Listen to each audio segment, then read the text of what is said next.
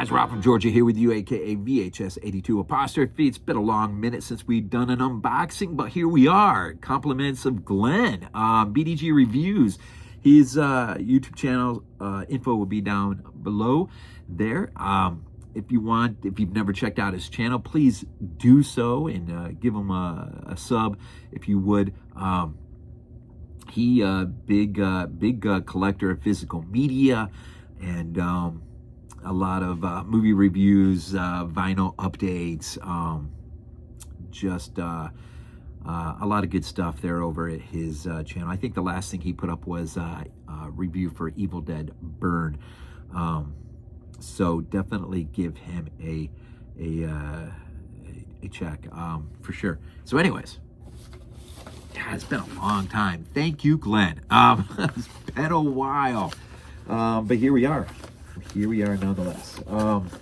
So I have not, sometimes you pre-open, sometimes you don't, but with this, like this seems pretty simple. So I'm just gonna, so I have not opened it. I really don't know for sure exactly all that's inside, although I have an idea of what, maybe a couple things, maybe a thing, I don't know.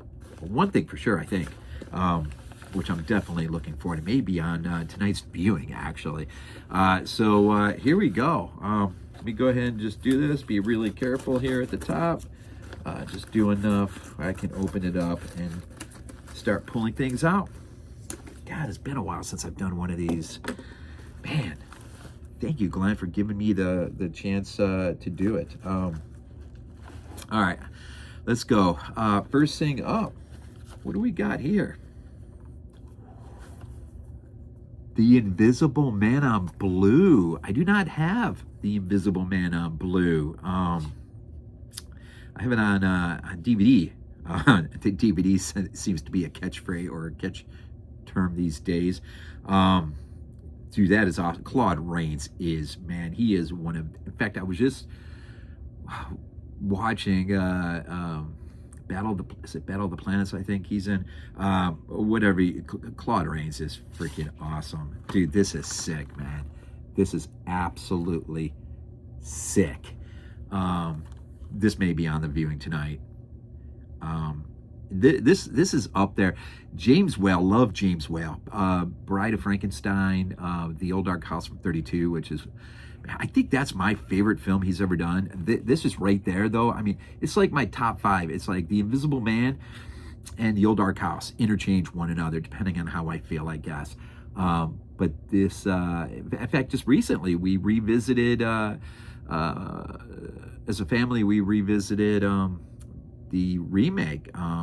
Leigh Whannell, I think, did that. It's a good remake, but nothing matches the voice of Claude Rains in the original James Whale. Dude, this is absolutely sick. Thank you so much, man. The Invisible Man on Blue. It's I do the weirdest upgrades.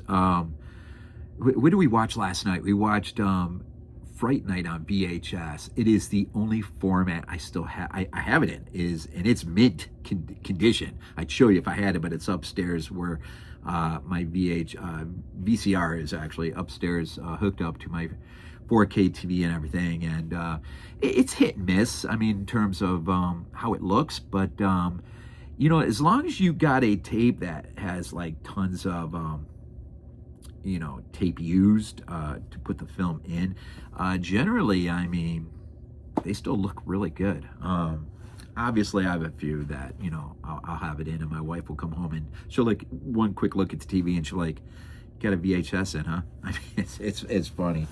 What is this? Oh, let's see here. Frankenstein's Bloody Nightmare. Sorry about the glare. I'm not familiar with this. Beyond your most evil fantasies, a beast awaits. It's 1970s style horror oddity that could pass for a experiment masterminded by a mad scientist. John R. Hand, directed by, I'm not familiar with this at all. Unearthed Films put it out. This is interesting. A grainy echo of experimental and fantastic films of years past, rendered in wild splashes of saturated Super 8 cinema. I see, you caught me right there. Frankenstein's Bloody Nightmare is a debut feature from writer, producer, director John R. Hand. What's the year on this thing? 77 minutes. 2007. It looks, or 2006 actually. That's I've never even heard of this title. That is interesting. Unearthed Films.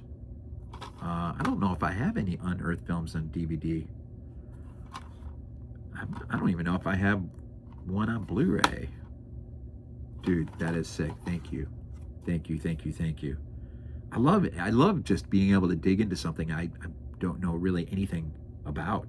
The only thing I really know is the saturated Super 8 cinematography. You know, I mean, caught me there. You know, in a 1970s style horror. I mean, that's pretty, in Unearthed Films. So that is cool, man. That is cool. Something new, something new, something new, something new. What else do we got in here? Ooh.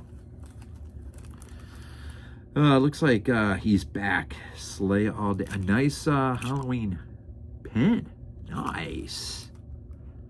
That is pretty cool too. You guys got a really good look at that. That is pretty cool. Oh, it looks like there's a sticker in there as well. Sweet. Wait, what else is in here? There's a couple things in here. Let me see if I can open this up real quick. Just got the idea that maybe there's something other than. Yeah, so got the pin. Yeah, there is something else. Got the, dude, that is epic. Mother, what's wrong with me? Looks like a decal. That's awesome. That's you know, that's been actually on my mind lately to revisit again here. This is a movie I mean, I love it in the sense that it's so well done. But it's one of those movies for me, I just don't, it's like Cannibal Holocaust, not comparing the two, but it's like one of those where you just like, I mean, you really got to be in the mood for, I guess, in a good way, absolutely good way. I just love the Exorcist. In fact, I think the only format I have it on is also VHS. I don't believe I have it on DVD or Blu-ray or 4K. Not, it's VHS. It's a clamshell VHS maybe. But it's also really, really super good condition. I've never had a problem with it putting it in. But maybe it's time. Of course, you know, I got Exorcist 3 Legion on Blue from Scream Factory, and Jason from back in the BodyBags day. He gifted me with Exorcist 2 The Heretic, which I did not own until he sent it to me. That's really cool. Cool. You got me in the mood for The Exorcist now. I may have to, well, I don't know what to watch, man. I got this. I got Claude Rains, man. Never can go wrong with him. And The Exorcist. There's a couple more things in here. Oh yeah. I kind of was expecting this one. Texas Chainsaw Massacre, Netflix film from what was this is only a few years back. I don't see the year right here. A little bit more careful on opening that. So anyways, so wow, never really had that happen before, I don't think. All right, let's get back onto this. So Netflix put this out, and they still have not put this on physical media. And I don't know why. I mean, they put out, I have the All Quiet on the Western Front remake, which is absolutely one of the great war remakes. I mean, one of the great remakes. That movie is absolutely insane. I got the 4K Steelbook, and that was Netflix, and they put it out, but they don't put out most of their stuff. And this one's surprising, that has never gotten to this moment. It's never gotten a physical media release, and it's a little mind-boggling when you consider the physical media collectors out there, especially those who are into collecting horror films, franchises, who are completists in terms of, when you build a franchise, you want the whole thing, right? And so, I mean, I don't think there's any doubt at all that if you put this out on physical media, even at just blue, but even if you put it on a nice Steelbook 4K, like you did with All Quiet on the Western Front, this is going to be picked up. I mean, if for nothing else, all the Texas fans who have built up their franchises, who are completists, who want it. And of course, just horror film fanatics in general. So I don't know why they're holding on to this, but Glenn had hit me up. He sent me it on DVD. He did for me. And so this is a nice little upgrade. Now, Lonnie, he also sent one to Lonnie. And Lonnie apparently already took a sneak peek, and he was pretty amazed at the transfer quality. So I'm definitely looking forward to this and checking this out for sure. One word on this, though, it is a bootleg. And I used to be like really against that kind of thing. But with a lot of things, we evolve over time, and I think I evolved to the point where, look, if you're a company like Netflix and you just refuse to put something out on physical media and you refuse to give us the opportunity to buy it, well, we're going to get our hands on it some way, somehow, some other way. And that's unfortunate in the sense, because what I should be able to do is go down to Walmart or whatever, Amazon, and pick it up, order it on Blue or something, and let Netflix have my money. But they don't want my money unless I'm streaming. So, so look, I've got 2 copies of this now. If Netflix, if the day ever comes when they release it, or maybe finally give up the rights to Scream Factory and let Scream Factory or someone else have it, maybe it ultimately finds its way into a beautiful franchise box set.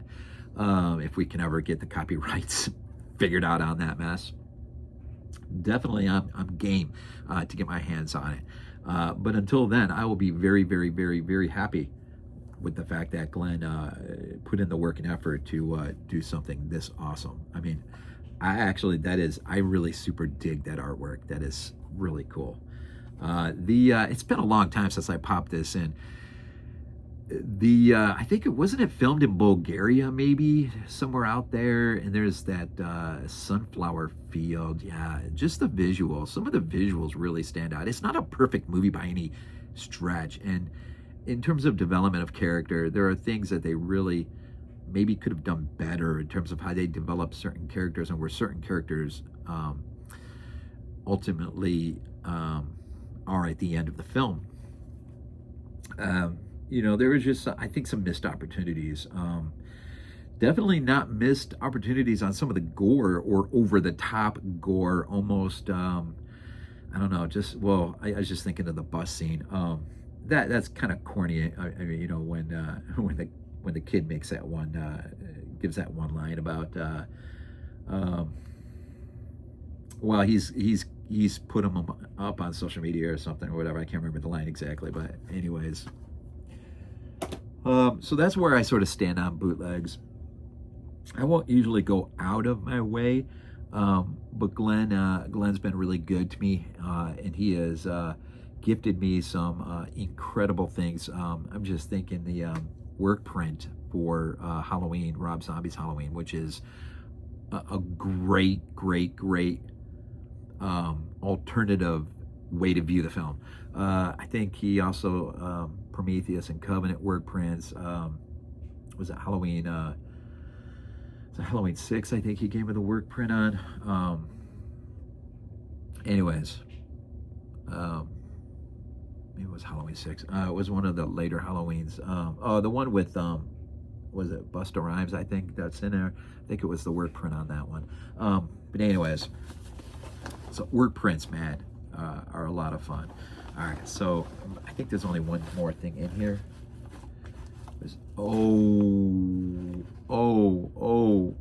I have never in my entire life owned anything like this. Yeah, this is it. Check this out. Goblin, live, in Austin, Texas. I'm gonna be careful with this one. Let's see here. Okay. So not only did he give me, he gifted me Goblin, which he put on disc for me live in Texas, which I so cannot wait to watch. I've never actually watched a full Goblin concert. I mean, you know, I'm just, whether you're watching Romero's Dawn of the Dead or Dario Argento's Suspira, which got to be one of the greatest singular horror scores ever. Taking nothing away from John Carpenter, but Goblin, man, Goblin, when they hit it, it redefines the film you're looking at. What's on here? Yeah, okay, so Deep Red, Suspira, Tenebrae, Dawn of the Dead,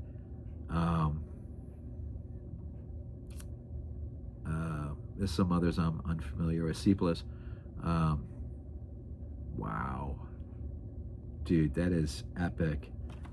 That is so stinking epic. And underneath, got a little note here to look underneath.